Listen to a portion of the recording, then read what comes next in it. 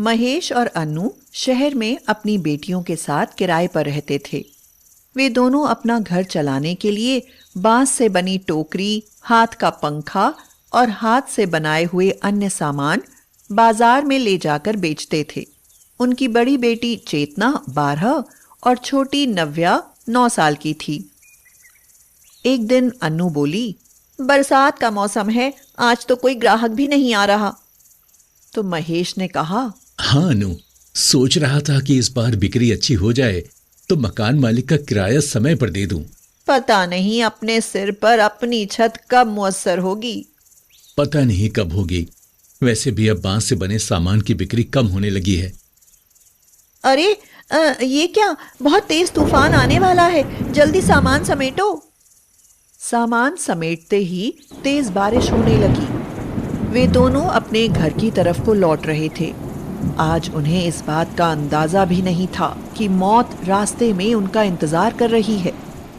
तभी अन्नू का पैर आंधी में टूटे हुए एक बिजली के तार पर पड़ा। उसकी जोर से चीख निकली। क्या हुआ अनु? महेश ने जैसे ही अन्नू को अपनी तरफ खींचा तो उसे भी बिजली ने पकड़ लिया। रात भर वो वहीं बारिश में मरे पड़े रहे। रात भर बच्चियां अपने मम्मी पापा का इंतजार करते रोती रहीं, लेकिन रात में उन्हें ढूंढने वाला कोई नहीं था। सुबह उन दोनों की लाशों को घर लाया गया। बच्चियों की अपने माँ बाप को मरा हुआ देखकर चीख निकल गई। चेतना रोते हुए बोली, पापा, मम्मी, ये क्या हो गया आपको? आप हमें अकेला छोड़कर कहाँ चले गए? अब कैसे रहेंगे हम आपके बिना?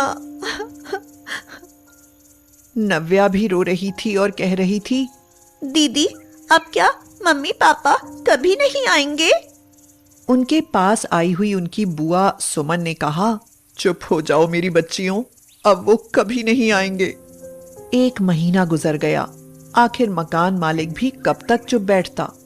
एक दिन उसने आकर सुमन से कहा, देखो भैया, कहने में तो मुझे अच्छा नहीं लग रहा, लेकिन अब आप मेरा कमरा खाली कर दो। वैसे भी पिछले 2 महीने का किराया बाकी है, मेरा भी नुकसान हो रहा है, जरा समझा करो यार। चलो लड़कियों, मैं तुम्हें अपने घर ही ले जाती हूँ। सुमन लड़कियों को अपने साथ अपने गांव ले तो गई, लेकिन कुछ ही दिनों में उसे वो बोझ लगने लगी। एक दिन चेतना ने बुआ को फूफा जी से बात करते हुए सुना। बुआ कह रही थी, क्या करूं, साथ नहीं लाती तो लोग कहते कि बुआ के होते हुए बच्चे सड़क पर ठोकरे खा रहे हैं। फूफा जी गुस्से में बोल रहे थे, अरे तो भगा क्यों नहीं देती इन्हें? हमने क्या जिंदगी भर का ठेका ले रखा है? लड़कियां हैं, लड़के होते तो कुछ कमा कर तो देते। अब कैसे भगाऊं? हरी जंगल में छोड़ा, रास्ता भटक कर खुद इधर उधर चली जाएंगी, या खाने में कुछ मिलाकर खिला दे। अरे कम से कम छाती पर से ये बला तो टले। चेतना सुनकर रो पड़ी। नव्या ने उससे पूछा, क्या हुआ दीदी, आप क्यों रो रही हो? तो चेतना बोली, चल नव्या, अब हम यहाँ नहीं रहेंगे, जल्दी चल। लेकिन हम कहाँ जाएंगे दीदी? कहीं भी जाएंगे, लेकिन यहाँ नहीं रहेंगे। उन दोनों ने अपने कुछ कपड़े उठाए और वहां से बिना कुछ कहे निकल आईं। वो गांव से बहुत दूर निकल आई थी। पता नहीं कौन सी जगह थी। चारों तरफ जंगल और पहाड़ नजर आ रहे थे। नव्या बोली, दीदी, अब और नहीं चला जाता, भूख लगी है। तो चेतना ने कहा, यहाँ कहीं कुछ दिखाई नहीं दे रहा नव्या, रात होने से पहले कोई ठिकाना मिल जाए तो अच्छा है। थोड़ी ही दूर पर उन्हें एक छोटी सी बहती हुई नदी दिखाई पड़ी। वहां पर गन्ने के खेत भी थे। चेतना बोली, रुक नव्या, आ पहले थोड़ा पानी पीते हैं, फिर तुझे गन्ना तोड़कर खिलाऊंगी। नव्या ने कहा, दीदी, ये तो बहुत अजीब गन्ने हैं, मैंने इतने लंबे गन्ने कभी नहीं देखे। रुक जरा, मैं तोड़कर देखती हूँ। तू सही कह रही है नव्या, ये गन्ने नहीं बांस हैं, जिनसे मम्मी पापा बेचने के लिए सामान बनाते थे। दीदी, थोड़ा बहुत आप भी तो बना लेती थी, आप भी कुछ बनाकर बेचना शुरू कर दो तो हमारे खाने और रहने का इंतजाम हो जाएगा। कह तो तू सही रही है नव्या। चल पहले कुछ खाने का इंतजाम कर लूं, फिर सोचती हूं। तभी वहां से एक चरवाहा अपने मवेशियों को लेकर गुजर रहा था। चेतना ने उससे पूछा, अंकल शहर कितनी दूर है? तो चरवाहे ने कहा, अरे बस थोड़ी ही दूर है। तुम्हें कहाँ जाना है और तुम इस जंगल में क्या कर रही हो? रास्ता भटक गए थे अंकल। क्या कुछ खाने को मिलेगा? बहुत भूख लगी है। अरे ये जंगल है, यहाँ क्या खाओगे? अच्छा घर कहाँ है तुम्हारा? चेतना रोने लगी और बोली, हमारा कोई घर नहीं है, हम अनाथ हैं।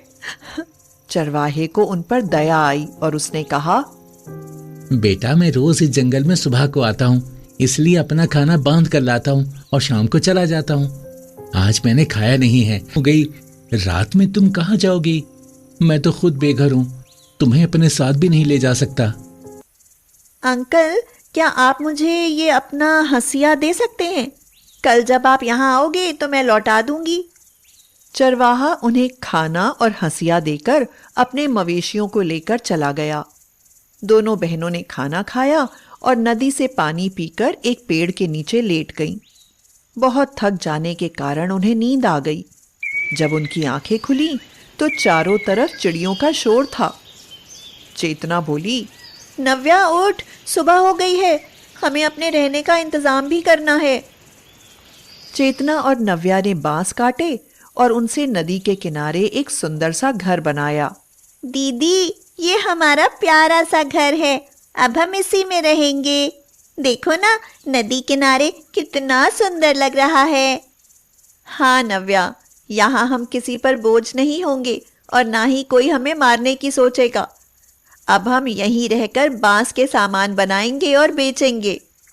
चेतना देखती थी जब उसकी माँ बांस के पंखे और टोकरी बनाती थी। उसे याद आने लगा कि वह कैसे बनाया करती थी। चेतना ने सोचा, क्यों ना मैं कुछ अलग बनाकर देखूं। उसने बहुत सुंदर फूलदान और टोकरी बनाई। चरवाहा रोज यहाँ आता था तो कुछ समय उनके पास भी बैठ जाता था। एक दिन चरवाहे ने कहा, बेटी क्या मैं तुम्हारी कुछ मदद कर सकता हूँ? अंकल आप रोज अपना खाना जबरदस्ती हम दोनों को खिला देते हैं, ये क्या कम है? अच्छा ये देखिए, ये फूलदान कैसा लग रहा है? बहुत ही सुंदर है बेटी, यकीन ही नहीं होता कि ये बांस से बना है। इन्हें अगर तुम गांव शहर में जाकर बेचोगी तो तुम्हें बहुत पैसा मिलेगा। चेतना और नव्या फूलदान बनाकर बेचने लगी। फूलदान ले लो, बांस का हाथ से बना फूलदान। एक औरत बोली, वाह कितना खूबसूरत फूलदान है, हमने ऐसा फूलदान आज तक नहीं देखा। बड़ी गजब की कलाकारी है तुम्हारे हाथों में। लाओ मुझे 2 फूलदान दे दो। और ये पंखे टोकरी कैसे दिए हैं? 20 रुपए का पंखा है और 40 की टोकरी, दोनों के 50 दूंगी। हाँ ठीक है ले लो। इसी तरह चेतना का सामान बिकने लगा, जिससे उनके खाने पीने का खर्चा बहुत अच्छे से चल जाता था। एक दिन चेतना अपने बांस के घर में बैठी कुछ सोच रही थी। नव्या बोली, क्या सोच रही हो दीदी? अब तो हम खूब पैसे कमा लेते हैं, फिर किस चिंता में बैठी हो? नव्या मैं सोच रही हूँ कि हमें बांस की खेती करनी चाहिए और अपने जैसे और सुंदर सुंदर घर बनाने चाहिए। लेकिन किस लिए दीदी? हमारे पास तो बांस का घर है ना। देखो ना यहाँ कितना खूबसूरत नज़ारा है। नदी है, पेड़ हैं, पहाड़ हैं, हरे भरे खेत हैं। इन नज़ारों को देखने लोग दूर दूर से आते हैं। हम उन घरों को किराए पर देंगे, उनसे हमें किराया भी मिलेगा, हमारी आमदनी दुगनी हो जाएगी। अरे वाह दीदी, मैंने तो कभी ऐसा सोचा भी नहीं था। चेतना ने चरवाहे और नव्या की मदद से वहां छोटे छोटे कई खूबसूरत बांस के घर बनाए, जिन्हें वो पर्यटकों को किराए पर देने लगी। अब उनके पास बहुत पैसा था। एक दिन नव्या बोली, दीदी अब हमें बांस के घर में रहने की क्या जरूरत, अब तो हमें शहर में पक्का घर ले लेना चाहिए। तो चेतना ने कहा, नहीं पगली, पक्के घर तो सबके होते हैं, लेकिन हमने अपने संघर्ष से ये घर बनाया है। इसके जैसा सुकून कहीं नहीं मिलेगा। और फिर वो दोनों अनाथ बेटियां अपने उसी बांस के घर में प्यार से रहने लगीं।